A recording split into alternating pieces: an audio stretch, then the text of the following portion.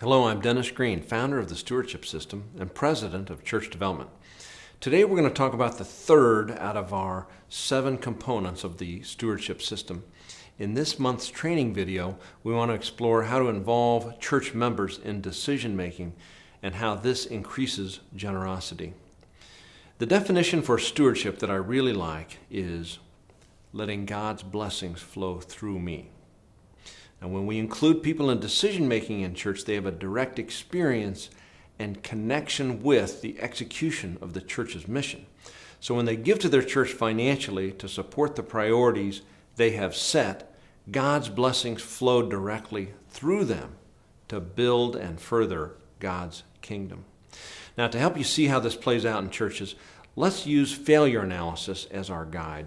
In 2009, the Pew Forum did a study on former Catholics. They asked former Catholics, why are you no longer involved in your church? They had one overriding answer: I was no longer engaged in the life of the church.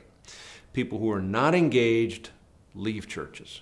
We find there's a direct correlation in the level of engagement and the level of giving. Ultimately, this becomes an exercise in leadership. Great leaders, according to leadership guru Warren Bennis, do 3 things. Number 1, they facilitate the visioning process. Number 2, they're good at articulating the vision. And number 3, they help everyone find their place in the vision. Gallup polling has created a tool which can assess the level of connectedness people feel with an organization. And what they've discovered is that the norm in churches is that only about 15% feel deeply connected. During the process of their study, they also discovered a unique group that exists in most churches they've titled CAVE, which stands for Consistently Against Virtually Everything. Now, I know that I have a group like that in my church. You may have a group like that in your church as well. So let's look at some methods to engage people and keep them out of the cave. There are 3 methods you could use to engage people in the decision-making process: town hall meetings, priority setting exercises, and surveys. The one I think is most simple to implement is to have a town hall meeting to address an issue or issues that the church may be facing. Host a meeting right after church and ask people to stick around for an extra 30 minutes. Bring in a flip chart, ask simple questions as they pertain to the issue, and gather feedback. Make sure your facilitator is just that, one who can actively listen and generate dialogue. The second method for facilitating shared decision-making is to have your people help you set your priorities. Scott Peck, in his book titled The Different Drum, said there's no greater way to build community than engaging people in the dialogue about the mission and vision of the organization. Engage your people in setting priorities for the year ahead. You can invite people to participate in that process on a ministry-by-ministry basis, or do this together as a church body.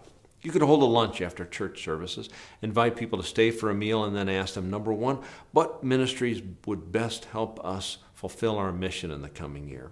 Or number 2, what do you consider to be our highest priority for the year ahead? Now, a third method is similar to a consumer satisfaction survey.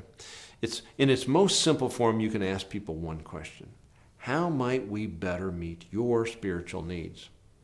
If you want to explore more extensive surveying programs, here are 2 companies that have services directly designed for churches to accomplish this outcome. The first is Natural Church Development. Through surveying about 10,000 churches around the world, not just across the country, but around the world, they've discovered 8 characteristics of healthy churches. You could invite everyone in the church to be involved in that survey, and you could assess how well you're doing in those 8 categories compared to the other high-quality churches among those 10,000. Now, another wonderful survey product is called Percept. It's the same process. You engage your members in analyzing how your church is doing and compare that to the needs of your constituents and those who are seeking to be members of churches in your region. Regardless of which option you choose, be sure to compile the results and then share back with your congregants the feedback to let everyone know the results of how you're doing. Now, let me share with you 2 success stories from churches that actually implemented these methods. It led to a significant increase in giving. The first comes from First Baptist Church of Ottawa. This church had a significant conflict over the redesign of their worship space. Instead of ignoring it, as we sometimes do in churches, they decided to take it head on and involve everyone in the decision-making process. They engaged in a great deal of discussion and identified the most important component from the two opposing groups. They compromised so that both of the two conflicting parties could accomplish their most important objectives and let go of those items that were less important. This led to an agreement on how to move forward. As a result, they raised over 310% of annual giving in 3-year pledges. It was a spectacular success. Another example comes from Desicion Catholic Church. They asked everyone in the church to get involved in setting both short-term and long-term priorities. They had 5 very well-attended town hall meetings. People were asked to stick around after church. We bought them a sandwich, and then we asked them 2 questions.